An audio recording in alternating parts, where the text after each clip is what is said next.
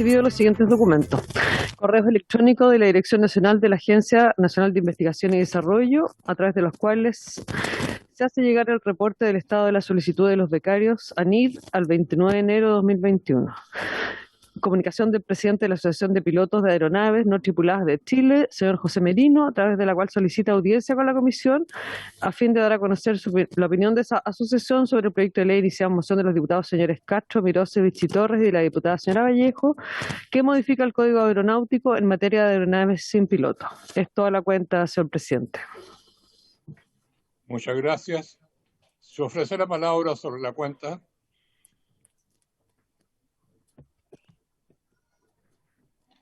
Se ofrece la palabra sobre temas varios.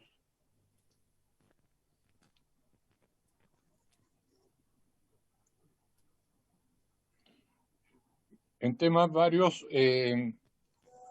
yo quería permitirme, en caso que algún miembro de la comisión no lo tenga presente, es que la Biblioteca del Congreso Nacional ha designado al distinguido profesional Raimundo Roberts como representante permanente de la biblioteca para acompañar, orientar, informar a esta comisión sobre diversos temas. Bueno, Raimundo ya ha estado presente anteriormente, así que si alguien no lo había visto o no estaba absolutamente claro esto, quisiera planteárselo a ustedes. En una de las últimas sesiones estuvimos conversando sobre la posibilidad de hacer para este año una agenda de temas prioritarios que la Comisión de Ciencia podría abordar en el curso de los próximos 12 meses. Y en ese sentido, bueno, intercambiamos unas muy breves consideraciones. Yo tuve una reunión de trabajo con Raimundo. Estuvimos, digamos, evaluando distintas alternativas, y yo les quiero proponer que la próxima sesión la dediquemos a oír las propuestas, las iniciativas que Raimundo nos pueda traer, discutirlas, conversarlas y tomar una decisión sobre 2, 3, máximo 4 temas que son de interés para el país, y que esta comisión, como una comisión que estudia temas de fondo, una comisión orientadora, creo que es importante tener una discusión, y de esa discusión eventualmente pueden surgir iniciativas de mociones parlamentarias o de la discusión con el Ejecutivo, alguna moción, y en ese sentido, si estuvieran todos de acuerdo, la próxima sesión la dedicaríamos a este tema sobre la base de la presentación que Raimundo nos haría. ¿Habría acuerdo? Aquí en la sala, por lo menos, sí, presidente. También, bueno, también en las pantallas. Muy bien, así lo haríamos entonces. Muy bien. El diputado Brito está pidiendo la palabra. Diputado Brito, por favor, tiene la palabra. Muchas gracias, presidente. Presidente, hace en noviembre del 2018, el diputado José Miguel Castro me invitó a participar de un proyecto de ley que se ingresó, y el número de boletín es el 12.226, que con firmas transversales lo que propone el proyecto de ley es modificar la ley 19.496, que establece normas sobre protección de los derechos de los consumidores, con el objetivo de prohibir la venta de teléfonos y dispositivos móviles con obsolescencia programada. Esto ha sido una materia que se ha regulado bastante en otras partes del mundo, pero en nuestro país aún carecemos de regulación.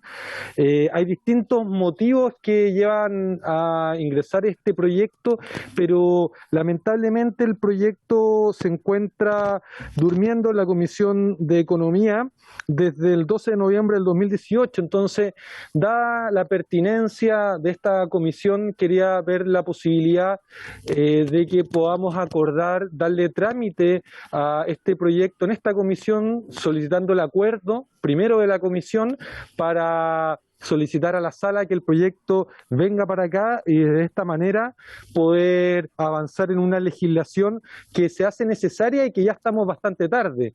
Lamentablemente hay compañías que intencionadamente ponen de vida útil, diseñan una vida útil a sus artículos electrónicos que venden menor a la cual se pudiera acceder y de esta manera generan mayores ingresos y además también dañan más el medio ambiente. Entonces proponemos avanzar en la legislación, que nuestro país se adecúe a los estándares internacionales al respecto y de esta manera, por su intermedio, presidente, agradezco al diputado Castro por haberme invitado en su momento a suscribir este proyecto y solicitaría, si es posible, el acuerdo para que el proyecto sea remitido a la Comisión de Ciencia y de esa manera podamos legislar al respecto.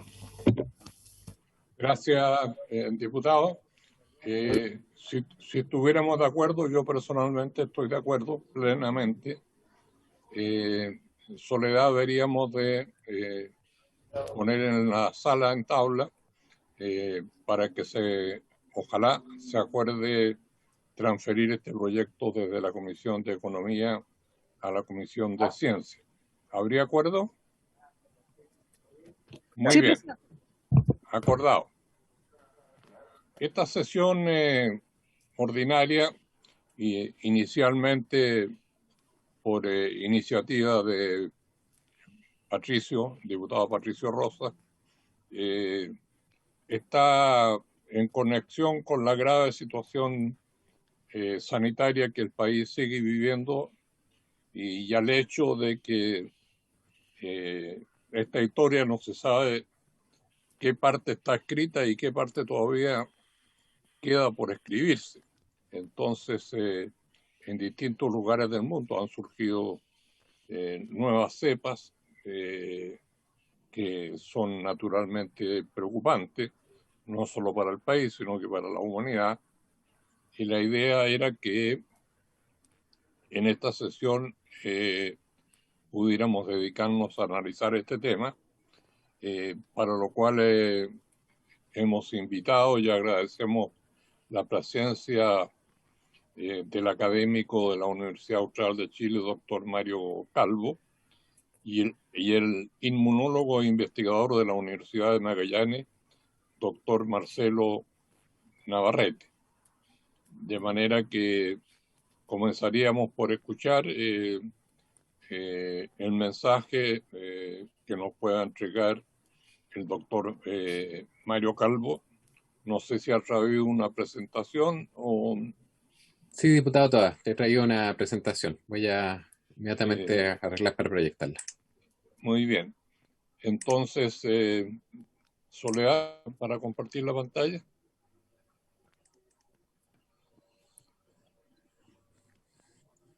Bueno, quiero dar mis gracias primeramente al diputado Rosas por la invitación, al diputado Toa por sus palabras muy ciertas. No sabemos para dónde va esto y un poco tenemos varios atisbos y hay algunos buenos y hay otros malos y este diría que está entre los malos, lamentablemente. Bueno, vamos a hablar de la importancia de las variantes del SARS-CoV-2. Voy a hablar muy poco de Chile, supongo que Marcelo va a hablar más de eso.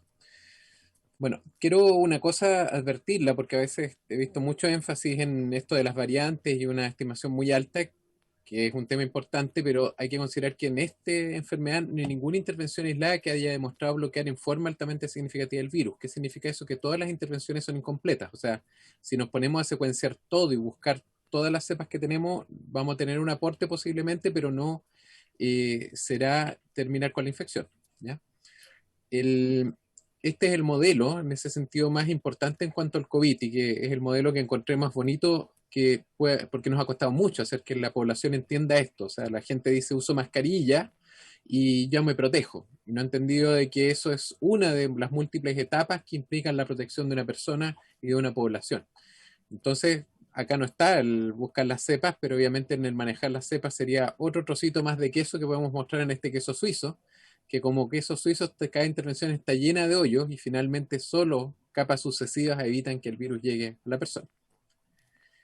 Bueno, vamos a mencionar qué es una variante. El virus muta con mucha frecuencia y eso es característico de muchos virus, como la influenza, los coronavirus también mutan mucho, y por lo tanto lo extraño acá hubiera sido que no hubiera habido variantes. O sea, el hecho de esperar variantes era lo que nosotros pensábamos que iba a pasar. ¿Por qué además en este caso, siendo una pandemia, teníamos que tener variantes? Porque el virus es de origen animal. Entonces era esperable que de paso a paso se vaya adaptando al ser humano, que no es su hospedero de origen. Por otra parte, cuando hay mucha circulación viral, o sea, mucho contagio, tal como tenemos en nuestro país, facilita que se vaya produciendo este fenómeno de variantes. Cada contagio nuevo es una oportunidad para el virus para adaptarse a un nuevo huésped. Y a medida que va pasando persona a persona, eso se va multiplicando ese efecto. Y también hay un tema que a medida que vaya más población vacunada, si es que tenemos un escenario en que la vacunación se va produciendo lentamente, en un plazo muy largo, y a la vez con harta circulación viral, existe la posibilidad de que los virus se vayan adaptando a infectar a las poblaciones vacunadas. Por tanto, hay varias cosas que considerar en una variante. En las variantes hay que considerar que las importantes son las que tienen que ver con este trocito. El virus se llama coronavirus porque parece una corona y tiene estas espículas, tal como una corona de un rey, y ese trocito, si lo amplificamos, es el más importante, porque este es el que hace la entrada para entrar a la célula del ser humano. Y dentro de estas partes existen dos que son sumamente importantes, una que se llama RBD, que está marcada en rojo, que corresponde a la zona que se une a la célula. Y el 90% de las defensas humanas que se hacen en anticuerpos para prevenir la infección por el virus y que funcionen para eso, se dirigen a este segmento. Y hay un 10% más o menos que es en el segmento de la colita de la proteína. Por lo tanto, es justamente las espículas las que importan. Y eso a uno en el colegio le enseñaban de que esto era un modelo de llave, que era el virus, y la cerradura, que era el receptor del ser humano. Lo que a uno no le enseñan en el colegio es que hay un montón de llaves que son parecidas, que no son exactamente la misma, que también funcionan, pero no tan bien. Entonces el virus va entregando más posibilidades y va jugando con alguna llave que incluso funciona mejor que la original. Y eso es lo que nos va pasando acá. Por otra parte, hay diferencias de razas que hacen que algunas personas en algunos grupos étnicos van a tener más facilidad de infección por algunos grupos. O sea, ahí nos cambia la cerradura, el receptor del humano, y aparte está el sistema inmune, que ya que sabemos que la cepa británica es la famosa, vamos a ponerlo como un guardia inglés. Ese visa y los virus que van entrando y va aprendiendo de eso. Pero si a esta persona le hacemos aprender con una vacuna que tiene la llave original, va a ser incapaz muchas veces de reconocer las llaves alternas. Por lo tanto, una vacuna no necesariamente va a solucionarnos el problema de las variantes. Entonces hay países que siguen esto en forma activa. Este es un sitio ligado a la OMS, en que estos son todos sitios donde se están detectando variantes. Y por ejemplo, yo puse en una ciudad específica de Bursa, Turquía, ahí hay 2 variantes identificadas y van buscando con qué porcentaje van aislando cada vez más variantes. Y como ven, Reino Unido es un lugar en que prácticamente se ha ido reemplazando la variante estándar que llamamos por la variante británica. Y cada vez se van aislando más variantes ahí.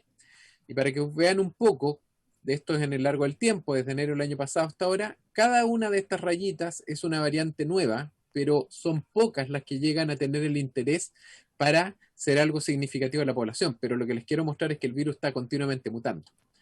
Y eso ha hecho que las últimas 4 semanas, por ejemplo, en Reino Unido el 95% del aislado ya son variantes, en Dinamarca prácticamente la mitad, Bélgica un poco menos de la mitad, y por eso se dice que Europa está siendo en este momento asolada por la variante británica. ¿Ya? En Estados Unidos es un número menor y lo están siguiendo con mucho interés. Han aislado de prácticamente todas las variantes, si bien la que están más complicados tratando de controlar es la variante británica. Y los países en distintos porcentajes van colaborándose y aislando de todos los casos que tienen, secuenciando e identificando si existen o no variantes. Como ven, los países que más lo hacen son los que tienen menos casos, así que no tienen mucha demanda. Taiwán también es de pocos casos, y en general los otros países están secuenciando cifras menores al 10% para identificar variantes. Cuando hay una variante que tiene consecuencias importantes, en este gráfico que se veía multivariante, le denominan VOC, que es una variante en que hay que preocuparse, y ahí tenemos tres que son más famosas, que es la británica, que ha tenido distintos nombres, que fue detectada en septiembre en Gran Bretaña, y actualmente en febrero ya se pesquisaba en 30 de los 39 estados en Estados Unidos que se estaba secuenciando. La sudafricana, que es una variante muy importante, y esa es la que tenemos más temor por la cercanía de la entrada. Todo esto son mutaciones que tienen cambios precisos fuera de la proteína S, que es la espiga, y en otros lados también, pero las que generalmente tienen algunas que son comunes en este sector y que son las que cambian la forma en que se comporta el virus. Y esto tienen, mutaciones en esa zona tienen sentido. Por ejemplo, esta es una que se llama N501, perdón por los números que enreda, eso aumenta la afinidad con el receptor humano, ¿ya? Este, por ejemplo, el E484 hace además que sea resistente a las defensas que hace el cuerpo humano. Este otro también hace que el cuerpo humano no se pueda defender bien del virus. O sea, se va adaptando a lo que va encontrando. Y bueno, ya hay consecuencias que son múltiples. Unas son cepas nuevas que hay condiciones especiales en que cambia la transmisibilidad, cambia la mortalidad, da la posibilidad de reinfección y producen escape inmunológico de vacuna. Eso vamos a explicar muy brevemente.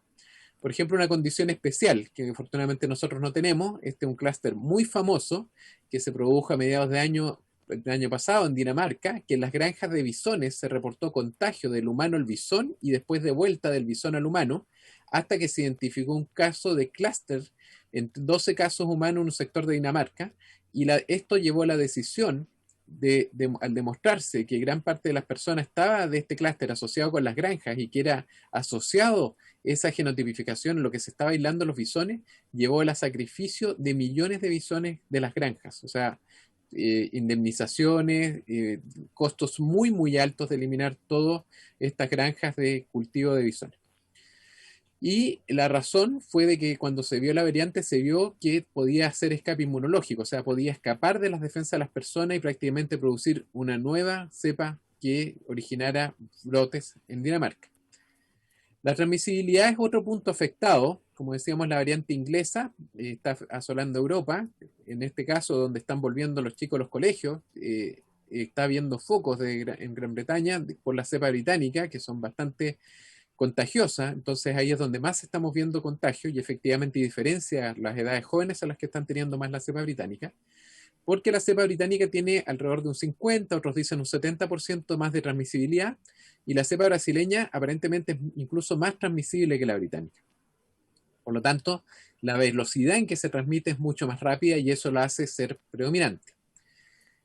¿Qué otra cosa miraron en la variante inglesa? Que revisando un poco más de la mitad de los PCR, ellos pueden identificar a través del PCR que hacen en varios sectores de Inglaterra, entre los meses de septiembre a febrero, encontraron que aparte la cepa británica, alguien infectado por la cepa británica tenía una posibilidad de fallecer que era de un 58% mayor. Ellos hicieron unos ajustes que hablaban que incluso esta posibilidad podía ser de un 71% mayor. En buenas cuentas, para una persona que tiene 55 a 69 años, la probabilidad basal de morir al contagiarse con coronavirus es un 0,6% y esto lo aumenta un 0,9% global. Por lo tanto, es una cifra bastante importante, al menos para los que trabajamos en salud. Y como decíamos, la transmisibilidad que es mayor facilita además que esto sea más complejo. En Reino Unido, por ejemplo, esto fue lo que ocurrió, estas son las semanas epidemiológicas. Estas fechas que estamos hablando son alrededor de septiembre, cuando empiezan a identificar la cepa británica, y como ven, pasa de prácticamente nada hasta un 70% a final de año, en diciembre. O sea, la cepa británica, al ser más transmisible, va ganando los sectores de la población y el contagio y va erradicando la otra cepa, le va ganando el lugar, el lecho.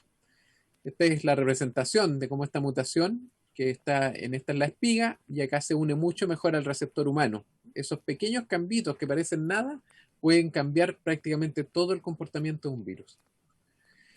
Esta otra cepa, la cepa de sudafricana, que como ven se identifica en octubre en Sudáfrica y logra prácticamente ya en enero convertirse en la cepa que tiene prácticamente todo el predominio en Sudáfrica de los contagios, siendo mucho más transmisible, no se ha podido determinar todavía la mortalidad.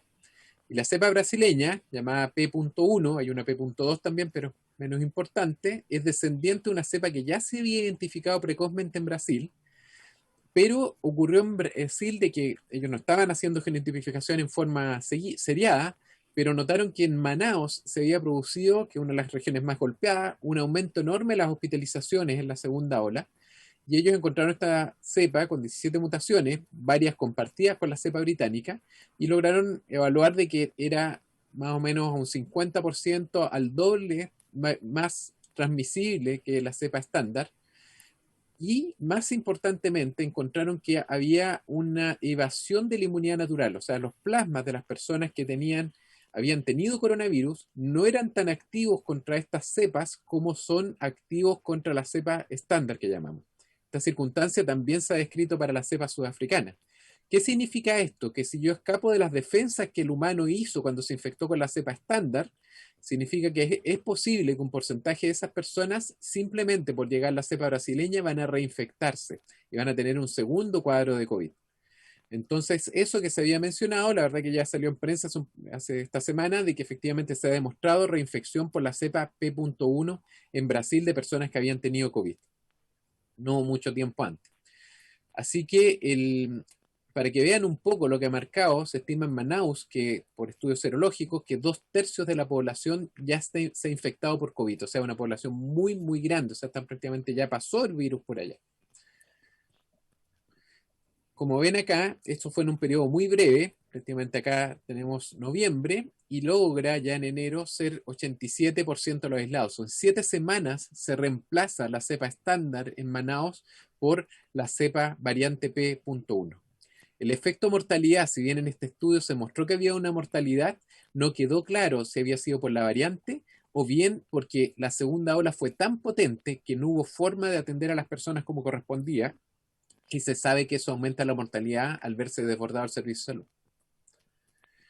Estados Unidos ha estado más bien silencioso en esto, pero la verdad es que hay variantes también. Este es un estudio que publica 7 variantes y como ven rápidamente, cepas que demuestran ser más contagiosas empiezan a tomar el predominio. Esto es, por ejemplo, 27,8% de los aislados lucianos. En año nuevo esta variante que se llama 20G, esta otra que tiene este sector que se modifica, que ya se habían aislado 499 casos en Estados Unidos el 3 de febrero, y además le habían identificado subcepas, subtipos que eran ya 6 diferentes, y otro grupo de variantes bastante grande. O sea, variantes hay y se van a seguir generando, y lo que se espera de todas ellas, para que sean importantes, es que sean más transmisibles.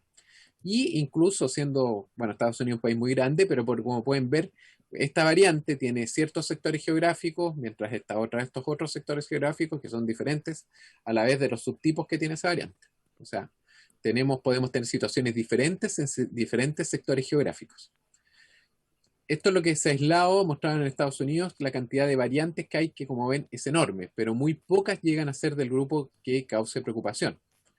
Y en Chile estamos recibiendo, y eso se ha ido aislando, digamos, de personas que entran, que se detectan PCR positivo y vienen con mutaciones de la variante británica, por ejemplo, que son todas estas, y además se han identificado casos secundarios de personas chilenas que no han viajado al extranjero, pero que sí han sido contagiadas a partir de estos viajeros.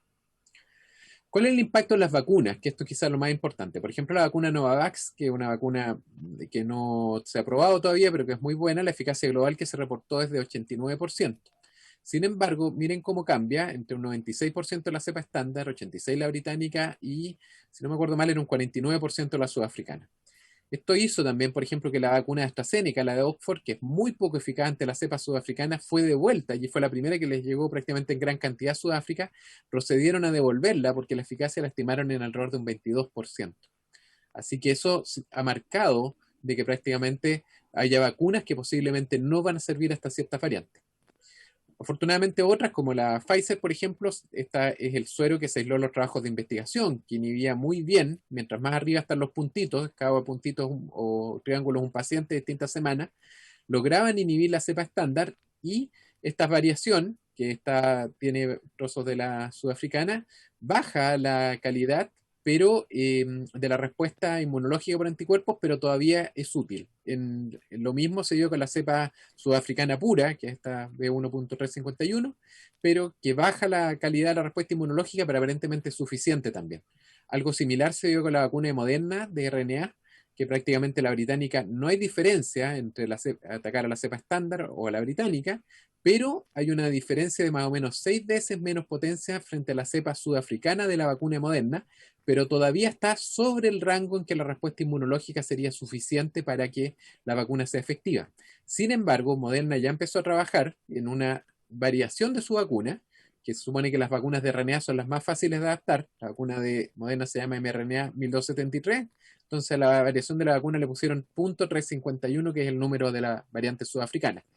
Esto se calcula que demora un par de meses y que van a estar haciéndolo activamente muchas vacunas. Esta, por ejemplo, puede hacerlo rápido, las de vector viral no tan rápido, y las de proteínas como la Novavax es claramente más rápido. Lo que nosotros usamos de Sinovac también estaría como en el tiempo medio de tiempo para lograr hacer las modificaciones. Bueno, hay otra cosa, que hay medicamentos que son anticuerpos monoclonales que en Chile no disponemos, en Estados Unidos hay algunos aprobados ya, y muestra de que la variante sudafricana, por ejemplo, el plasma de las personas, el pasarle plasma de paciente sobreviviente, tiene la neutralización, o sea, el poder del virus, se daña ante la variante sudafricana entre 11 a 33 veces menos. El plasma de un paciente vacunado, en la variante sudafricana, disminuye entre 6 a 8 veces, y este anticuerpo monoclonal de un laboratorio que se aprobó ya preaprobó de emergencia, la verdad, ante la variante sudafricana es simplemente inefectivo. O sea, el fármaco no sirve. Si la variante sudafricana se trata con este fármaco, que es un anticuerpo monoclonal, esa zona que aunque atacaba el virus está modificada y por lo tanto no funciona el fármaco. Este, que es una asociación de dos anticuerpos monoclonales, que es el Regen, que es el que trataron al presidente Trump, este mantiene uno de los dos componentes activos, pero el otro se reduce. Sin embargo, todavía sería efectivo. O sea, la cantidad de daño que puede producir las variantes en cuanto a nuestras intervenciones es bastante amplia. Y esto muestra, esto salió publicado hace 10 días atrás en Science, es bien interesante, es una estimación en San Diego, donde en este momento 5% de las cepas son aisladas, son aislados de la cepa británica. Ellos estimaron que si entra una si no hay vacuna, pero hacen las medidas restrictivas, los casos tenderían a disminuir un poco por saturación de población contagiada, más la efectividad de las medidas restrictivas, pero este segmento que está en un color naranja claro, corresponde cómo la cepa británica se convertiría en prácticamente el 90% de los casos a finales de abril, y cómo la cepa estándar disminuiría. Esto también es lo que correspondería en caso que lanzamos una vacuna y mantenemos las medidas de prevención. Irían bajando la cepa estándar en muy buen nivel, y también la cepa británica iría aumentando proporcionalmente, pero el número total de casos se disminuiría significativamente gracias a una vacuna que tenga un 60% de efectividad. Sin embargo, si las medidas de prevención se relajan y se deja de hacer las medidas restrictivas totalmente y se pone solo vacuna y se basa en esta vacuna con 60% de efectividad, la estimación de estos epidemiólogos de San Diego es que bajarían los casos de la cepa estándar, pero habría un aumento global de las cepas por variante británica muy sobre los casos que se tienen actualmente en San Diego. Por lo tanto, si bien la vacuna es una intervención importante, tal como decía al principio el modelo del queso suizo, no hay que totalizarlo que la vacuna va a solucionar todos nuestros problemas. Y en ese sentido tenemos que estar muy encima de lo que va pasando con los casos y con los pacientes. Bueno, eso es brevemente lo que yo quería comentar. Quiero mencionar de que hay una preocupación respecto a esto. Se sabía que iba a haber variantes, como digo, pero las consecuencias que están teniendo es lo que se está tratando de vigilar y anticipar, y ya se están tratando de diseñar estrategias, tanto en vacunas o en otras medidas, para que podamos asumir lo que viene. Muchas gracias. Muchas gracias, doctor Calvo. No sé si les parece que escuchemos las dos presentaciones, porque me imagino que están de alguna manera vinculadas una con otra desde distintos ángulos, y después hacemos las preguntas, los comentarios sobre las dos exposiciones. Una consulta. Sí. Diputado Castro acá. Diputado Castro. Sí, presidente, lo que pasa, yo me tengo que retirar y me gustaría solamente dejar planteada mi pregunta. Yo generalmente veo las distintas sesiones cuando no estoy presente, entonces quizás dejar planteada mi pregunta al expositor y después al final da la respuesta, si me permite, presidente. Muy bien, diputado Castro, adelante. Gracias. Mi pregunta tiene que ver primero con respecto a la vacuna de Sinovac. Teóricamente, las vacunas que son a virus muerto inactivados podrían, en el fondo, al tener el virus entero, podrían generar mejor respuesta con respecto a las nuevas cepas. Esa es una pregunta. Y la otra pregunta es con respecto a los títulos de anticuerpos de las personas vacunadas. Hay correlación entre la cantidad de titulación, o sea, a mayor número de anticuerpos, independiente sea generado por una o por otra vacuna, por ejemplo, o por una infección, va a tener una mejor respuesta, mayor número de anticuerpos una persona frente a una nueva cepa. O sea, si yo tengo una mayor cantidad de anticuerpos, en el fondo, ¿voy a responder mejor a otra cepa nueva o no? Esas son mis dos preguntas y con eso le agradezco mucho, presidente, a los expositores. Yo me retiro, pero después veo la respuesta. Muchas gracias. Gracias, diputado Castro. Don Marcelo, tiene la palabra. Bueno, voy a compartir Soledad, la pantalla. ya está.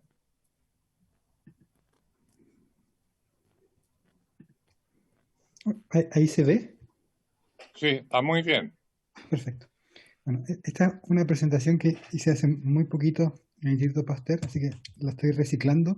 Y la idea era más que nada proveer la perspectiva local del programa de vigilancia genómica que habíamos implementado en Magallanes.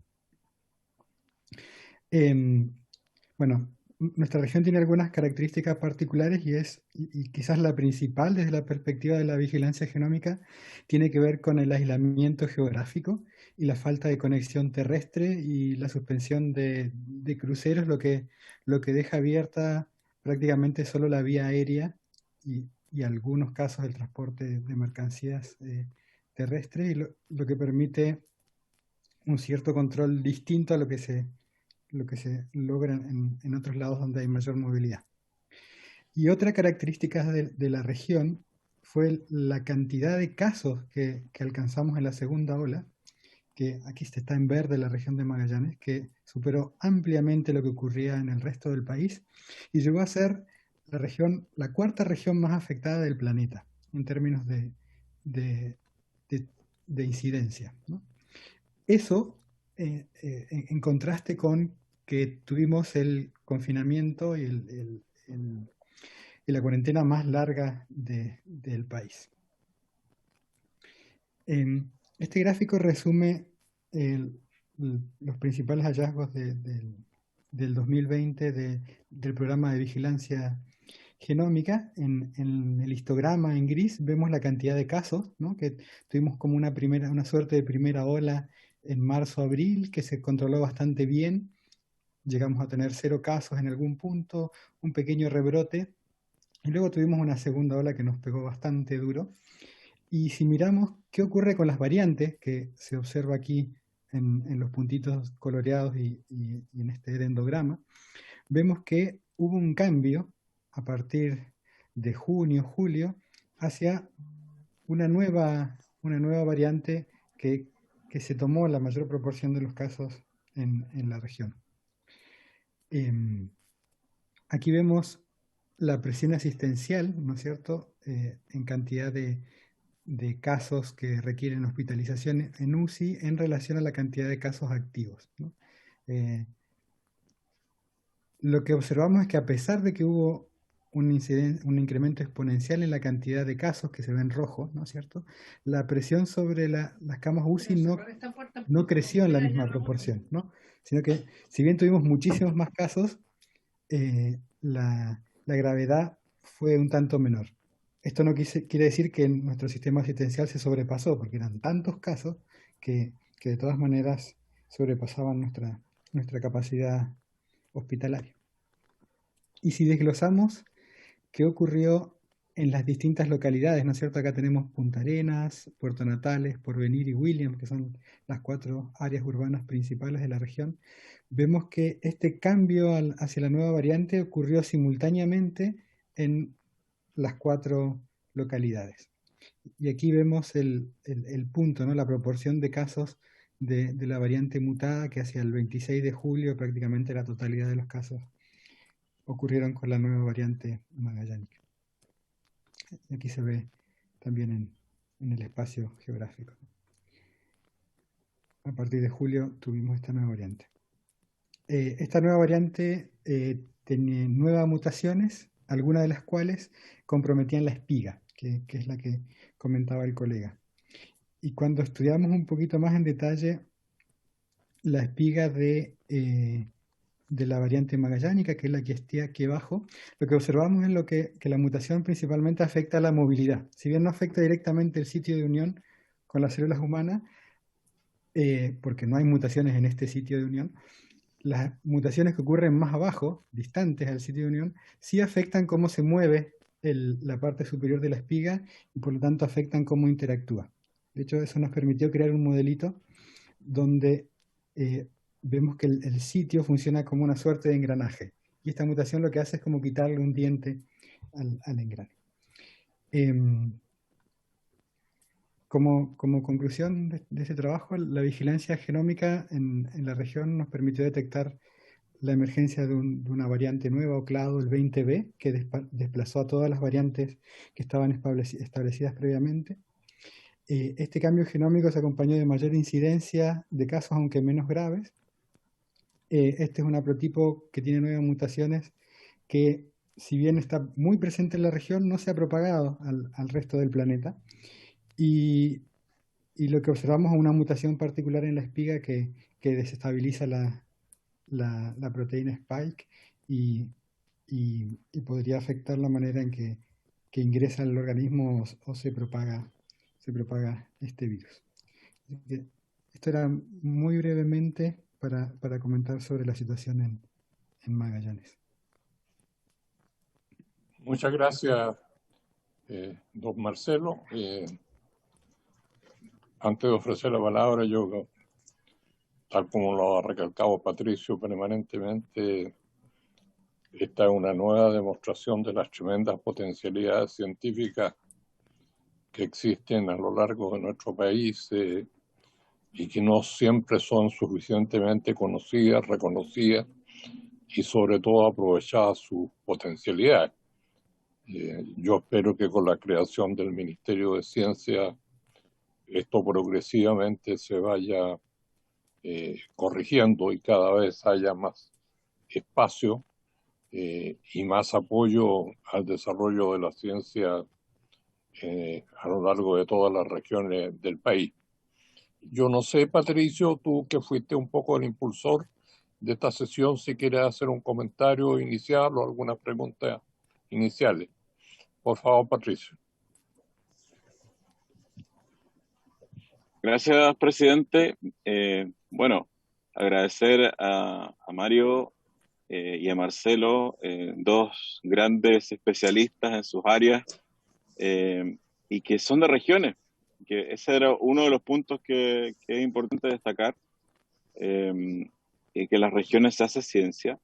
Y segundo, el tema de las variantes, yo lo quise traer a la Comisión de Ciencia, porque es un tema que se tiene que tener la mirada larga también en cuanto al enfrentamiento a la pandemia, porque como lo adelantó un poco Mario, el doctor Mario Calvo, si es que no logramos hacer una vacunación rápida, también pueden aparecer variantes o podemos llenarnos también nuestro país de variantes que puedan llegar a ser hasta resistentes a la vacuna que hayamos puesto. Entonces, finalmente, esto es un proceso muy dinámico y lo que se ha aprendido del coronavirus y todavía se está aprendiendo es que es un virus muy jodido, muy complicado, que varía frente a la respuesta inmune y además que se produce más en países que tienen más casos y nosotros somos de países que tenemos muchos casos. De hecho, ya tenemos 28.000 muertos a esta altura y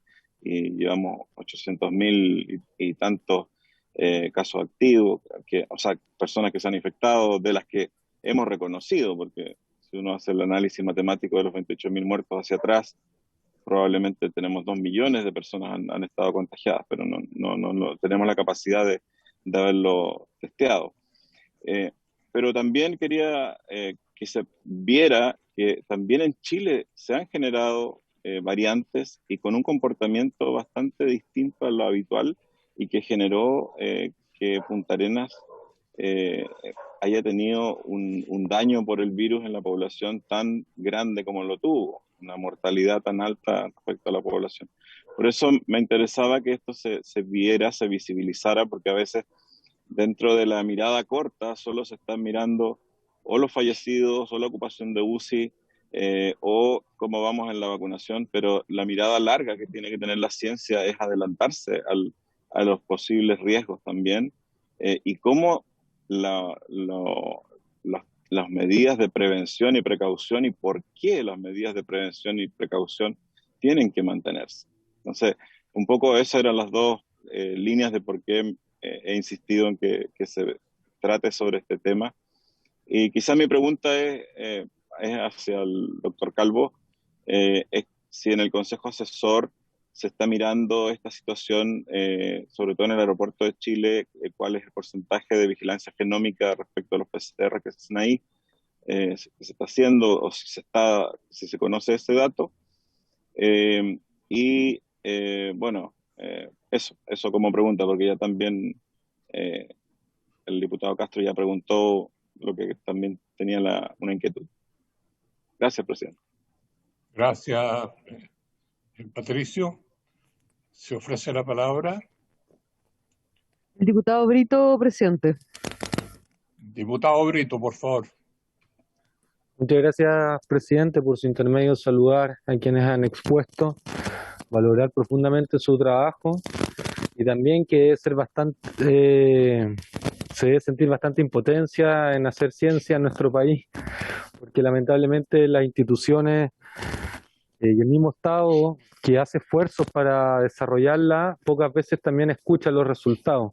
Esto en este momento, en verdad, muchos que no sabemos sobre pandemias, nos intentamos aproximar a qué creemos que va a ocurrir en nuestro país durante este año, entendiendo que hay un proceso de vacunación que ha ido relativamente con éxito avanzando, entendiendo que se ha dicho que al llegar a los 6 millones, me pueden corregir si me equivoco, 6 millones de personas vacunadas en 2 meses más, podríamos ver disminuido la necesidad de camas críticas en nuestro país, pero dado que ustedes están permanentemente más involucrados en el tema, quisiera ver si es que alguien se pudiese compartir su reflexión sobre cómo vamos a vivir los próximos meses en nuestro país, en especial atención, qué efecto esperamos que genere el proceso de vacunación. Eso es, presidente.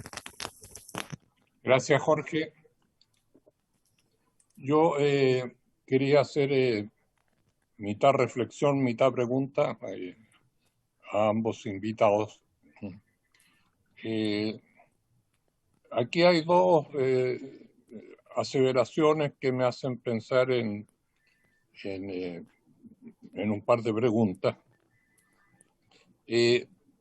Esta mutación acelerada que produce nuevas variantes, ¿hay evidencia científica como para poder decir si este es un hecho que por el desarrollo de la tecnología hoy es posible identificar estas situaciones y que tal vez en el pasado hubo epidemias con virus que a lo mejor se catalogó como un solo virus y también había un fenómeno de variante. Entonces, ¿qué parte de este agravamiento de la situación se debe a que tenemos un mayor conocimiento y qué parte se debe a que realmente hay un proceso de aceleramiento de las mutaciones? Y muy relacionado con eso, ustedes señalaban, si lo entendí bien, que el origen de estos virus y sus variantes están en en los animales. Si hay alguna, me imagino que lo debe haber, pero si hay estudios, hipótesis de si los cambios demográficos, el cambio climático, el cambio de hábitat de los animales pueden tener alguna incidencia en que pueda haber, ustedes citaban el caso de los bisones en Dinamarca, y eso también tiene que ver con confinamiento de animales con densidades que antes no existían. Por tanto, ¿qué parte de lo que nosotros hemos hecho mal con nuestro mundo, con nuestra naturaleza, podría tener algo que ver con esto, o si son fenómenos absolutamente independientes? Eso. Parece que no hay otra consulta. Yo no sé si el doctor Calvo o don Marcelo quieren tomar la palabra en primer lugar. No sé si prefieres empezar tú, Marcelo, o empiezo yo. Indistinto, comienza nomás. Bueno, ya, comienzo yo. De lo que preguntaba primero el diputado Castro respecto a si la vacuna Sinovac puede dar mejor respuesta a nuevas cepas, la verdad que en teoría sí. Se sabe de que la vacuna Sinovac, por ser de virus completo, se desarrollan anticuerpos contra todo el virus, pero no solo contra la proteína S. Sin embargo, el problema que tiene es que gran parte de esos otros anticuerpos puede ser lo que se llaman anticuerpos no neutralizantes. ¿Qué significa? Se unen al virus, lo tocan, pero no necesariamente frenan la enfermedad. Y la verdad que la respuesta a eso que la va a dar seguramente son Brasil y Chile, que somos los que hemos vacunado más con Sinovac, y vamos a poder saber si clínicamente hay alguna correlación con eso. Yo personalmente no estoy muy convencido que vayamos a ganar algo, pero es una apuesta, digamos, ¿ya? Lo otro es respecto a si los títulos mayores de las personas vacunadas, tener títulos de anticuerpos neutralizantes más altos, puede permitir que ante las nuevas cepas las personas se defiendan mejor. La respuesta es sí. De hecho, entre las intervenciones que está pensando Pfizer para solucionar eso es poner una tercera dosis de la vacuna, tal de conseguir anticuerpos neutralizantes aún más altos y poder con eso poder frenar mejor las variantes. Esa es una de las estrategias. Lo que me decían respecto a si el Consejo Asesor del Ministerio de la Ciencia se está viendo vigilancia genómica, la verdad es que no. Nos estamos anticipando varios problemas, pero no a ese por una razón súper simple. Nosotros tenemos un mandato que es sobre vacunas. Entonces nosotros podemos analizar sobre las vacunas y las variantes. Eso sí, estamos trabajando y estamos viendo todo lo que pueda pasar a vacunas de aquí a final de año, ¿ya? O sea, hay distintas estrategias, se está conversando, por ejemplo, ya en el ambiente, si es que se tienen que cruzar vacunas, y eso puede ser algo relativamente útil. O sea, el hecho de que nosotros no tengamos una vacuna única y que tengamos varias vacunas podría ser potencialmente quizás una ventaja en el momento de que requeramos, por ejemplo, otra vacuna que funcione mejor, utilizarla en una revacunación, por ejemplo, utilizar una que funcione mejor contra una cepa que estemos aislando. La reflexión de los próximos meses, la verdad es que es difícil saberlo, pero lo primero que ocurre, esto es lo primero que Norteamérica identificó, es que disminuye la mortalidad en los hogares de ancianos. Eso es posiblemente el primer factor que podríamos ver y analizar. O sea, que en los hogares, los asilos, los hogares de ancianos de adulto mayor, residencia de adulto mayor, tengamos una menor mortalidad. Si eso se consigue, ya se ve una luz, ¿ya? Lo segundo, y eso sí que es muy importante también, es la disminución de las hospitalizaciones.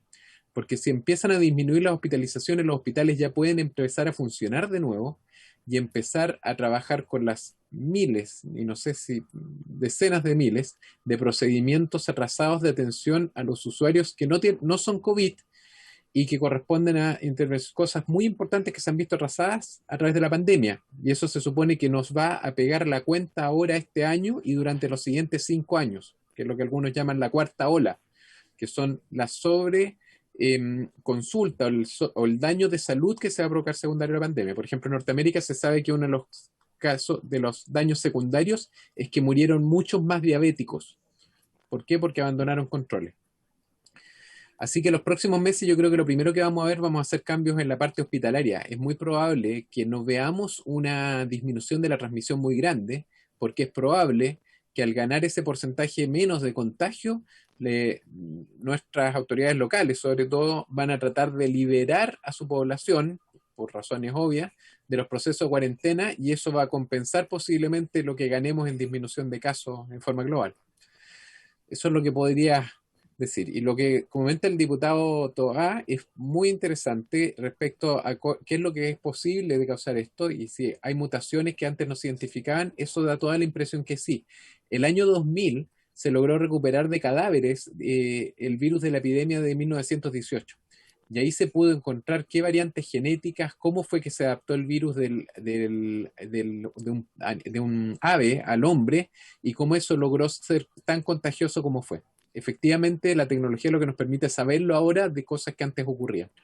Y efectivamente, demográficamente, se piensa que siempre las epidemias o gran parte se van a originar en el sudeste asiático, las pandemias, porque la cantidad de densidad poblacional que hay ahí es muy alta y vive en estrecho contacto con animales de cría para poder satisfacer sus necesidades alimenticias. Entonces están las condiciones obvias para generar el paso de virus desde los animales al hombre. Eso sería. Muchas gracias, doctor Calvo. Don Marcelo. No, muchas gracias. Primero, que coincidir con todo lo que comenta el colega Mario y agregar solo algunas reflexiones para no ser redundante. Principalmente con el tema variantes, nos enfrentamos a un interjuego entre nuestra capacidad de inmunizar y desarrollar anticuerpos y la habilidad que tiene el virus de ir cambiando y adaptándose a esta. Cada vez que uno inmuniza o vacuna, genera una presión selectiva sobre el virus. Entonces es posible que este fenómeno de emergencia de variantes se pueda o acelerar o manifestar en la presencia de nuevas cepas con consecuencias que aún no conocemos.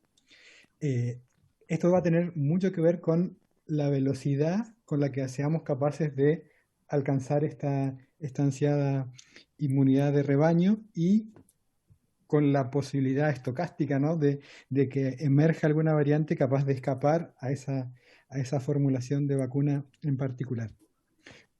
Por eso que, desde mi perspectiva, es importante mantener estos programas de vigilancia genómica para ir observando, si es posible en tiempo real, qué es lo que está pasando en los sitios donde estamos inmunizando.